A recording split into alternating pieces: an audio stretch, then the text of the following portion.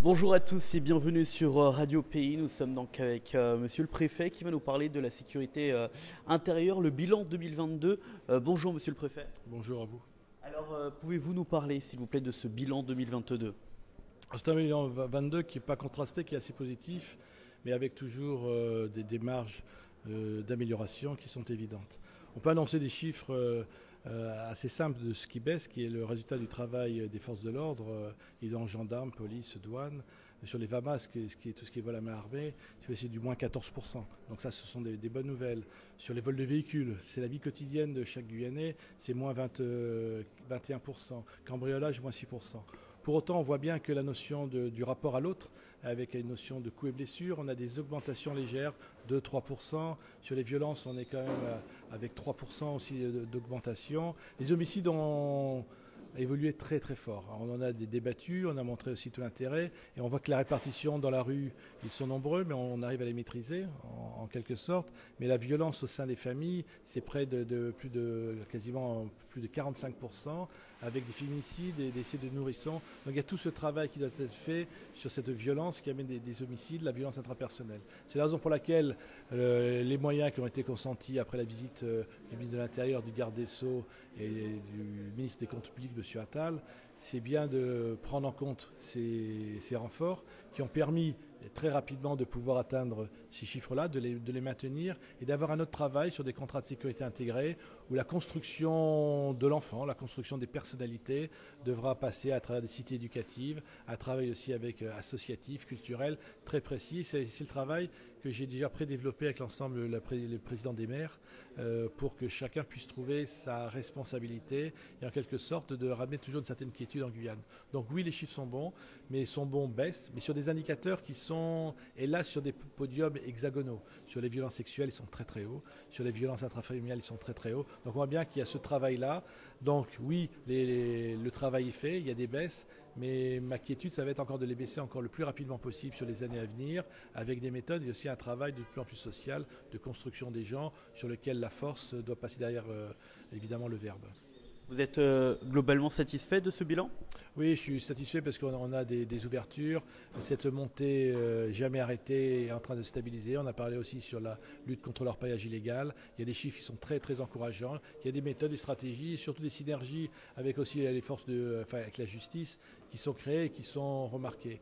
On voit aussi le travail qui est fait sur la maîtrise des transports de drogue, qui fait que maintenant un jeune ne peut pas aller de moins en moins vers cet argent facile qui faisait que on gagne beaucoup d'argent en faisant pas grand-chose. Donc c'est toute une restructuration de société. La part de l'État est claire et nette puisque les chiffres sont bons, mais en même temps, cette deuxième partie, cette année 2023, va être un partenariat avec les forces, ce que j'appelle la puissance publique, évidemment, de travailler dans un concert où le social, l'intérêt, l'humain, la construction doit être faite.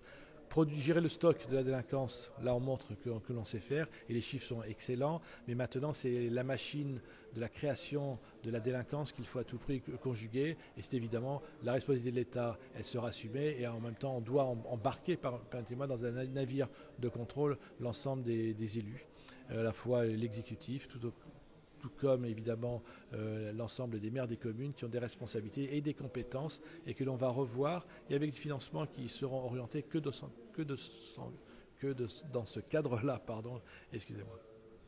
Dernière question, il y a quand même des points négatifs, il y a éventuellement des augmentations de violence. Que faire pour pouvoir combattre ces points négatifs? Ça va être évidemment que les gens comprennent. C'est l'augmentation aussi d'une réponse judiciaire, ce que a annoncé à la fois les forces de l'ordre, plus de 30 à 40% de garde à vue. C'est-à-dire qu'on est dans un état de droit, c'est clair. Il y a des choses qui peuvent être considérées comme, je dirais, locales ou admissibles. Il est clair que les rapports de force doivent disparaître, baisser. On les retrouve surtout au sein des familles. Et ça va être tout ce travail-là, aussi au niveau des parents, de la parentalité. Ça va être un travail avec l'éducation nationale. On engagera aussi l'agence régionale de santé. C'est-à-dire que ça va être le collectif. C'est ça le point d'orgue. Mais je pense que tout le monde en est conscient. Et on peut dire qu'actuellement, les forces de l'ordre vont continuer dans leur globalité à mettre cette chape que l'on organise dans des modes assez stratégiques qui donnent des très bons résultats, mais ce n'est pas suffisant pour avoir une société apaisée. Merci beaucoup, Monsieur le Préfet. Voilà, alors donc vous voyez, il y avait pas mal de personnes qui étaient présentes pour pouvoir parler de ce bilan, hein. Vous aviez le commissaire divisionnaire Philippe Josse, qui est le directeur territorial de la police nationale. Vous avez monsieur Richard Marie, directeur régional de la Guyane, notamment administrateur supérieur des douanes. Vous aviez monsieur Thierry Kefelec, le préfet de la Guyane, monsieur Yves Leclerc, procureur de la République du tribunal judiciaire de Cayenne, le général Jean-Christophe Saint-Yves, qui est commandant de la gendarmerie de Guyane, et le commandant Massy-Sylvain Blacas, chef de bataillon, commandement supérieur des forces armées en Guyane. Donc ils ont tous donné... Bonjour. Bonjour. Alors, pardonnez-moi, monsieur Christophe Saint-Yves, vous êtes le commandant de la gendarmerie de Guyane. Merci d'être en direct avec nous sur Radio Pays. Alors, on a vu ce bilan. Vous, est-ce que vous en êtes satisfait? Alors, satisfait, oui, du travail effectué par les gendarmes de Guyane, oui. Très satisfait. Comme je disais tout à l'heure, pratiquement la moitié des faits qui ont été constatés, des faits de délinquance qui ont été constatés en 2022 ont été résolus par des enquêtes judiciaires. On est à 48,5% d'élucidation, 2500 gardes à vue alors qu'on en avait eu 2400 2000 l'an dernier. Donc vraiment un vrai travail dans la profondeur. Et comme le disait derrière le procureur de la République, effectivement, des personnes dont les faits ont pu être caractérisés et qui ont été déférés. Pour certaines mises en examen, pour d'autres écrouées, jugées immédiatement en comparution immédiate. Et vraiment, il y a une réponse à la délinquance du quotidien en Guyane qui est extrêmement forte, grâce également, évidemment, comme je disais, au travail des gendarmes de Guyane. Alors comment expliquer ce bilan 2022 qui est un peu à la baisse? Est-ce que c'est plus d'effectifs éventuellement? Alors les effectifs qui sont arrivés en Guyane, notamment l'arrivée du 7e escadron a fait du bien évidemment à l'activité des forces de l'ordre en Guyane. Ça a été vraiment un renfort intéressant.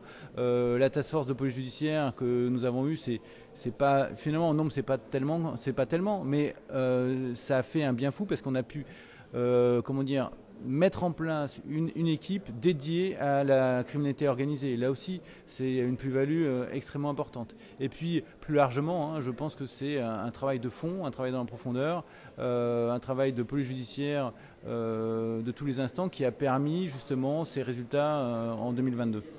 Dernière question, vous parliez tout à l'heure en réunion d'une bande organisée de délinquants que vous aviez réussi à démanteler. Ce genre de travail d'enquête prenne combien de temps pour pouvoir finalement arriver à son terme?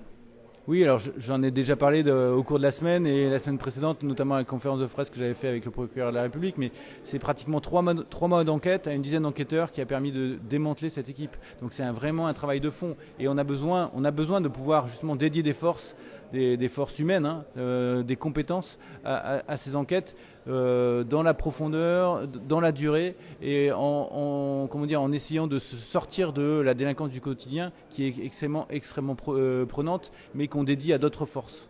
L'objectif pour 2023 ? Alors, l'objectif pour 2023, c'est une Guyane apaisée. Merci beaucoup. Merci à vous et écoutez, bonjour à tous les auditeurs de Radio Pays. Merci beaucoup. On rappelle qu'on était avec le général Jean-Christophe Saint-Yves qui est commandant de la gendarmerie de Guyane. Et vous avez entendu, c'était surtout le bilan 2022 de la sécurité intérieure. Merci à tous et on se retrouve très très vite sur Radio Pays.